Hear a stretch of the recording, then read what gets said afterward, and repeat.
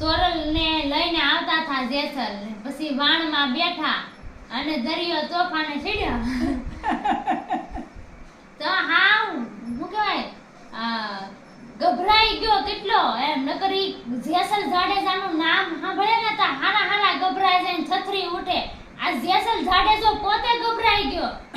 હા અને સતીને કહે કે ઓહો સતી આ તો ઈ કે આ તોફાનને કેમ રોકવું એમ તો કે જેસલ જાડેજા કે જેસલ જાડેજા જેવા જાડેજા બી જાય એમ કે